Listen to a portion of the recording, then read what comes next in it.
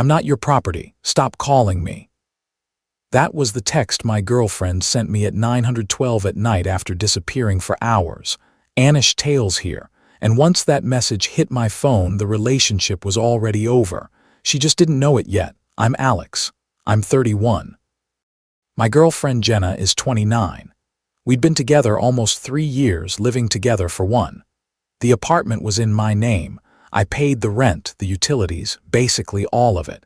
Jenna chipped in when she could, which somehow never seemed to line up with the first of the month.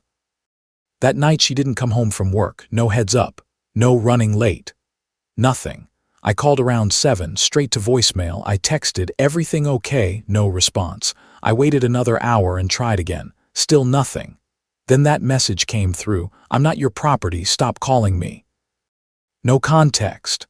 No argument before it. No explanation.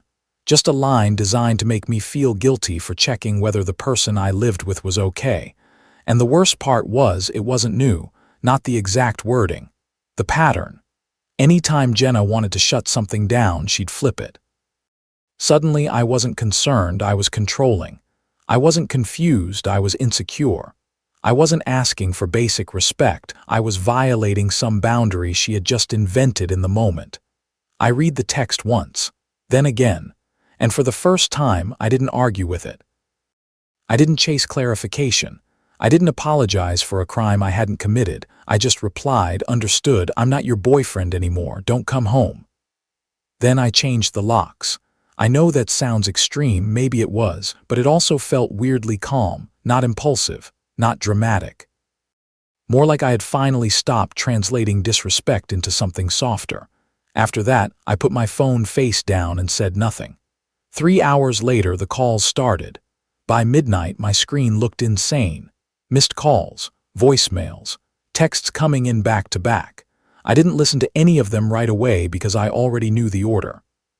First anger, then disbelief, then panic, then tears. Jenna was predictable when she lost control. The text shifted fast. Alex, this isn't funny.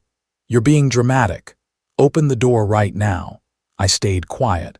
That was the thing she never understood. Silence from me was not a game. It was usually the point where I had run out of energy trying to make things normal. Around 1 in the morning, I heard knocking, not desperate at first, controlled, sharp, the kind of knock that assumes the door will open because of course it will. Alex, she called through the door. Open it. I don't want to do this in the hallway. I didn't move. She tried the knob once, twice, then harder. Then I heard her kick off her heels. You're being insane, she snapped. We had a fight. Adults don't do this. That part almost made me laugh because we had not had a fight. She disappeared. I checked on her.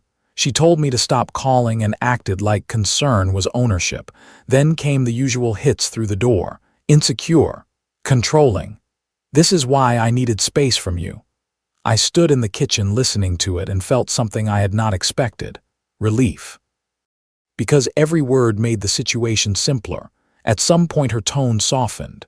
Alex, she said, quieter now, I don't have my charger, my stuff is in there. Still nothing from me, then softer again.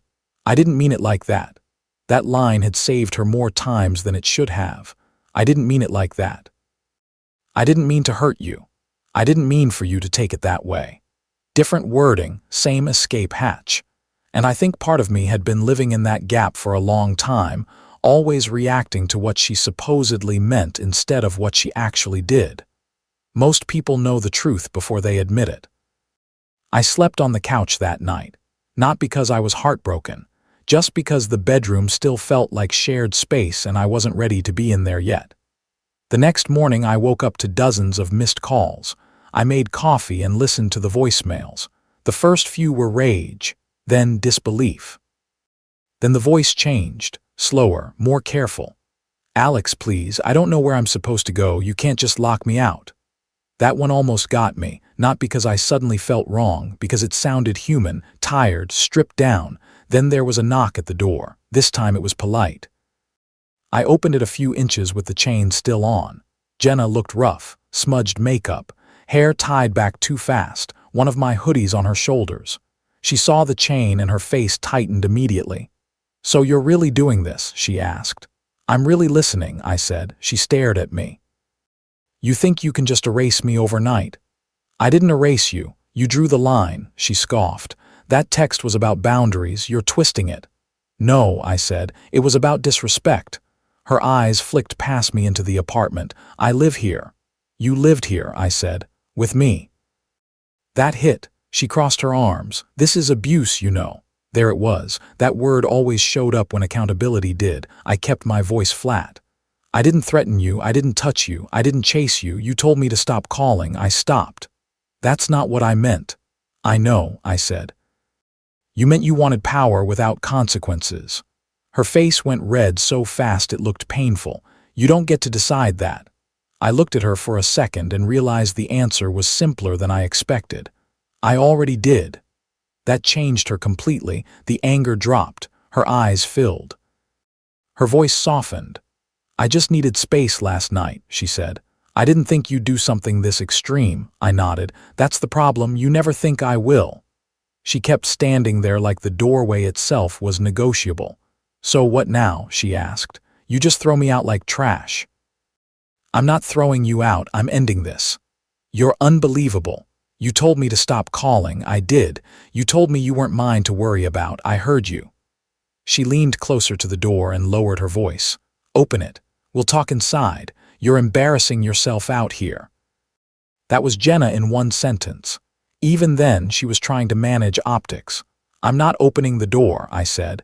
"We can arrange a time for you to get essentials with someone present." Now the mask slipped again. "So this is punishment?" "No, this is me taking your words seriously."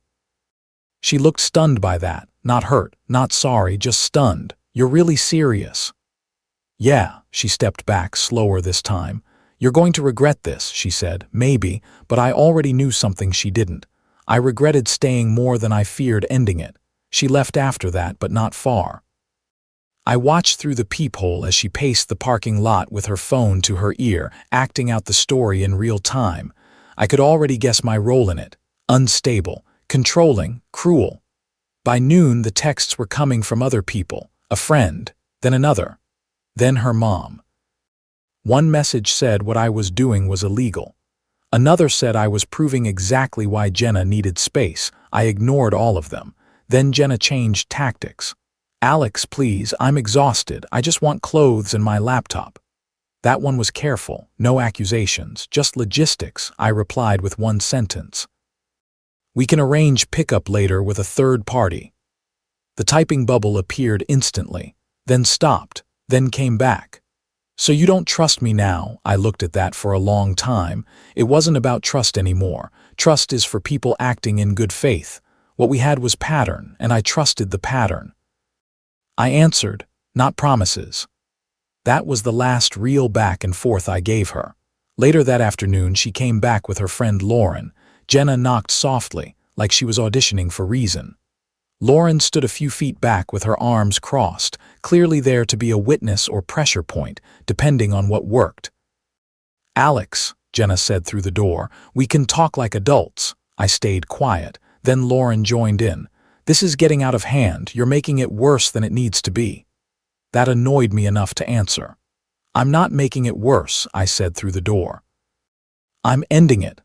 Jenna's voice cracked right away. "After everything I've put up with from you."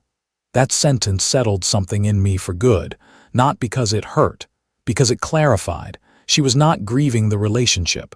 She was trying to rewrite it fast enough to keep control of the ending. Notice how accountability only appeared after the power shifted. That night, the apartment was silent in a way I had forgotten was possible.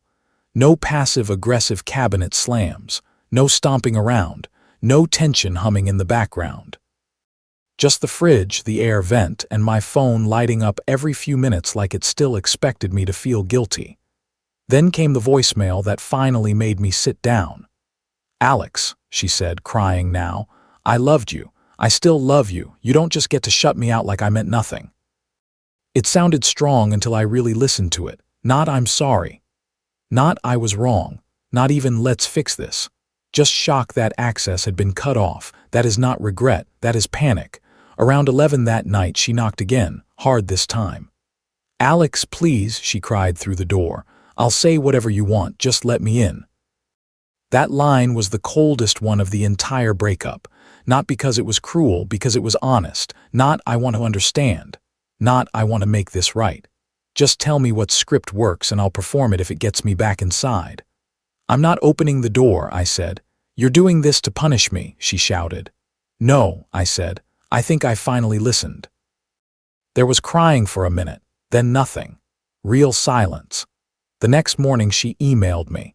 Jenna hated email, too permanent, too easy to screenshot, which is exactly why she used it now. The message was long, very careful. She said she felt unsafe, said she'd been blindsided, said I'd emotionally abandoned her. She used the word trauma twice. Then near the end she mentioned she might need to involve someone if I stayed uncooperative. That finally made me angry. Not messy anger, focused anger. I replied with 3 sentences. "You told me to stop calling you. I did. You said you weren't my property. I agreed. We can arrange pickup of your belongings with a third party, nothing else." 10 minutes later, unknown numbers started calling. Then her sister texted me, then another friend. I blocked them all. By early afternoon, Jenna showed up again, alone this time. No friend, no backup, no audience, just her standing outside the door with red eyes and shaking hands. "I need my laptop," she said. "Please, I have work." For the first time, the request felt practical. Real. So I grabbed it, cracked the door, and slid it out to her without removing the chain. Our hands didn't touch. She looked up at me like she was finally seeing the situation clearly. "You're really not coming back from this, are you?" she asked. I shook my head. "Neither are you." She opened her mouth like she had one more angle left. Then closed it. Her shoulders dropped. That was the moment it ended, not with yelling, not with tears, with acceptance. After she left, I started boxing up her things, not dramatically, just methodically. Clothes folded, shoes paired, toiletries sealed in bags, little pieces of a life that had taken up more room than I realized, drawers I never used. Shelves I never touched because they were arranged the right way. Space I had been paying for but not fully living in. That night she sent one more long message from a new number. Apology, blame, confusion, memory, a little of everything. Then one line near the end stood out. "I never thought you'd actually leave." I stared at that sentence longer than anything else. Because it was the truest thing she had said. Not that she loved me, not that she was overwhelmed, not that we could fix it, that she never thought I would actually leave. She had gotten comfortable treating me like a permanent option, someone she could dismiss, accuse, shut out, then call back in when she needed reassurance or rent or a place to land. I typed a response, deleted it, typed another, deleted that too, then I sent one line. I meant what I said, "Please stop contacting me." No reply after that. 2 days later, the building manager knocked. Jenna had contacted him saying she'd been locked out and needed access to essential items. He looked awkward, like he was trying not to get dragged into something personal. I didn't overshare, I just told him the truth. We broke up, the lease was in my name. Pickup was being handled through a third party. Then I showed him the original text. "I'm not your property, stop calling me." He read it, nodded once. That was enough. That afternoon a handwritten note slid under my door. She said she never thought I would actually abandon her. Said she was hurt and confused. Said she only wanted reassurance, not consequences. Then she ended it with this: "I still believe we can fix this if you stop being stubborn." That one line explained the whole relationship.